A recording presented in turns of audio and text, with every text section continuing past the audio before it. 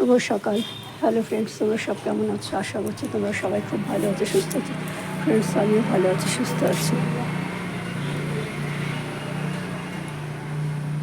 তুলে ফেললাম, সব পেকে পেকে আছে। এই রোদে আর না পেকে কিছু হবে, সবই তো পেকে যাবে। যাই হোক, এই গাছটাকে দেখিয়ে দিলাম। আর এই দেখো, আমার বেলফুল গাছে আবার নতুন করে ভর্তি কুড়ি এসেছে। আর এই নাকচপা গাছটার মাথাটা ভেঙে গেছিলো, গাছটা আমি এখানে রেখে দিয়েছি। মাকে বলেছি জল দিও না, তা মা আবার যদি মরে যায় সেই জন্য মা আবার জল দেয় অল্প অল্প।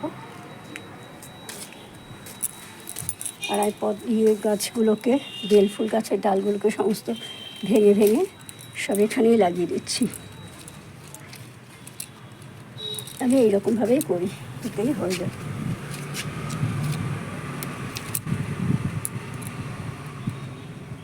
যত ভাঙা হবে তত গাছে বেশি ফুল হবে, ফল বলছি, ফুল হবে, নতুন নতুন ব্রাঞ্চ বেরোবে। আর এই মাথাগুলো না ভেঙে দিলে কিছুতেই কিছু আর হবে না।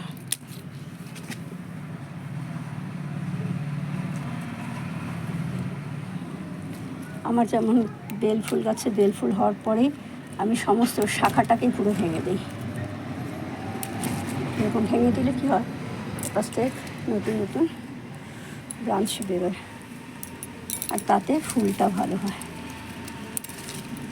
আর এমনি শুকনো যে ডালপালাগুলো থাকে সেগুলোকে আমি ভেঙে ফেলে দিই। এগুলো থাকলেই গাছের ক্ষতি হয়ে যায়। বেলফুল গাছ যত করা যায়, ভেঙে করা যায় ডালপালা, ততই ভালো। আমার যেমন আগে পদ্মফুল গাছ ছিল, আমি প্রতিবার নতুন নতুন পাতা বেরোলে আমি কী করতাম, কেটে দিতাম। তারপরেই দেখতাম আবার ডাল বেরিয়ে আবার সেখান থেকে কত ফুল হচ্ছে। আর আজকে কী বললাম, এই কাঁকরোল গাছটাকে নিয়ে এসে একদম রোদের মধ্যে রোদে দিলাম। আর এই লাল শাকটাকেও আমি এখানটাতেই লাগিয়ে দিলাম। কারণ এখানে রাখলাম যে ওই যে কলা গাছটার গোড়ায় ওখানে রয়েছে, ওখানে বেশি জল দেওয়া হয়। আবার যদি একটাই কাঁকরোল গাছ আমার ভরসা, যদি এই গাছটাও শেষ হয় তাহলে আমি পাগল হয়ে যাব। আমার এবারে ক্যাপসিকাম গাছটা ক্রমশ শুকিয়ে যাচ্ছে, গোড়ায় জল জমেছে। ওটাকে রোদে রেখে দিয়েছি, কালকে হাতে দেখি পুরো গোড়া ভেজা। আরে ও, তাহলে এইটাই হলো এর কারণ, ওই জন্যই এই জিনিসটা হচ্ছে।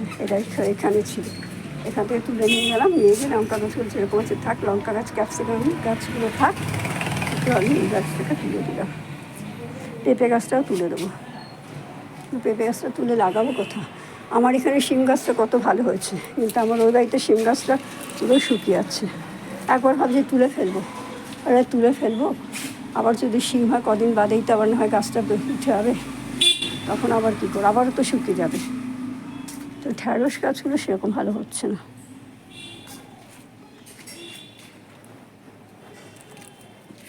আর এইখানে ওই লঙ্কা গাছগুলো এইখানে ছিল, বালতিটা এখানে ছিল না, ওইখানে ছিল, ওইখান থেকে তুলে নিয়ে আসলাম, তুলে নিয়ে এসে এখানে লাগিয়ে দিলাম। আর এই গাছটা দেখো কত রেখেছে, ভরে গেছে।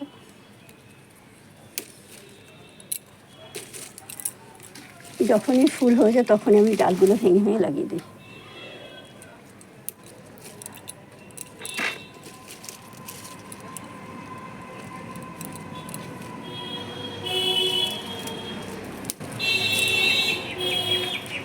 কিছু করতে হলে এইরকমভাবে লাগিয়ে দিলেই হয়ে যায়। ঠিক মতন জল, আলো, হাওয়া, বাতাস পায়, তাহলে আর কিছুই দরকার হয় না। মা আবার এইটা নিয়ে এসে লাগিয়ে দিচ্ছে। আর কি,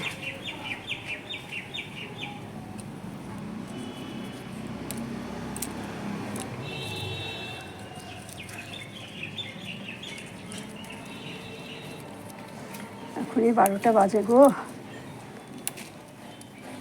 আমি বাড়ি কখন যাব, কখন কী করবো? ইয়েতে রোদে বেরোতে বারণ করেছে, কিন্তু না বেরোয় উপায় নেই।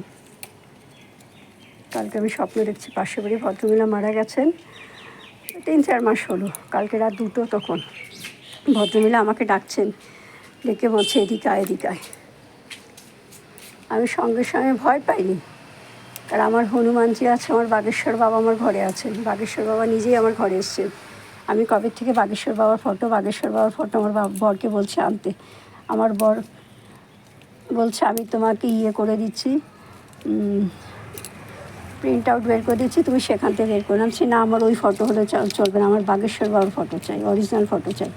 এবার ওর বন্ধুরা সব বাগেশ্বর ধামে বেড়াতে গেছিলো, সেখান থেকে ফটো নিয়ে এসছে। তো আমার বরকে বলছে, কল্লোলদা বলছি যে বাগেশ্বর বাবার ফটো নেবেন? বলছে হ্যাঁ, রিয়া তো কবে থেকে বলছিল। বলতে যে রিয়া আমাকে এটা বললো যে তাহলে এক কাজ করো না, কৃষ্ণেন্দুদাকে বলো না যে ওখান থেকে একটা বাগেশ্বর বাবার ফটো নিয়ে আসতে। তো তোমাকে বলে, আমাকে বলেননি কেন? বলছে তোমাকে বলবো কি, তোমাকে যখনই কিছু বলা হয় তখন তুমি বলো আমি কিছু জানি না, আমার বউ জানে, আমার ছেলে জানে, আমি সেই জন্য তোমাকে আর কিছু বলিনি। তারপরে বাগেশ্বর বাবার ফটো দিয়েছে। সেই ফটোটা যেহেতু এখন মলমাস চলছে, সেহেতু আমি এখনও আসনে বসাইনি। এই মলমাস শেষ হয়ে গেলে আমি বাগেশ্বর বাবার ফটো আসনে বসাবো।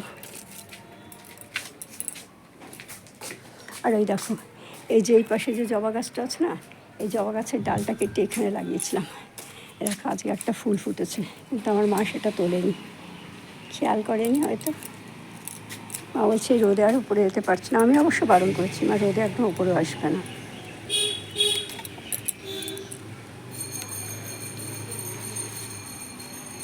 দেখো সবই যদি তোলা হয়, দু একটু তো গাছে দরকার। যে গাছগুলো আমাদের এত ফুল ফল দিচ্ছে তাদেরও তো একটু গাছে থাকতে ইচ্ছা করে। পুঙ্কি সেটটা খুলে দিলাম। এটা এখন গাছগুলোকে সব স্নান করালাম, গাছগুলোকে ভালোভাবে স্নান করালাম। এবার এখানে অনেক সাদা জবা হবে। এটা এখন সমস্ত গাছের মধ্যে জল আছে, এগুলো সব স্নান করানো হলো। আর কালকে তো এই তুলসী গাছটা, যে গাছের গোড়াটা বিশাল, সমস্ত গাছকে নষ্ট করে দিচ্ছে। একটা গাছ ঝুলে গেছিলো, এই গাছটা একটু তুলে দিলাম। ঠিক আছে ফ্রেন্ডস, আমার এই ভিডিওটা তোমাদের কেমন লাগলো অবশ্যই কমেন্ট করে জানিও। যদি ভালো লাগে তাহলে অবশ্যই লাইক করো, শেয়ার করো। আর তোমরা সবাই ভালো থেকো, সুস্থ থেকো, সাবধানে থেকো। বাই, দেখা হবে আগামী একটা ভিডিওর সাথে। টাটা।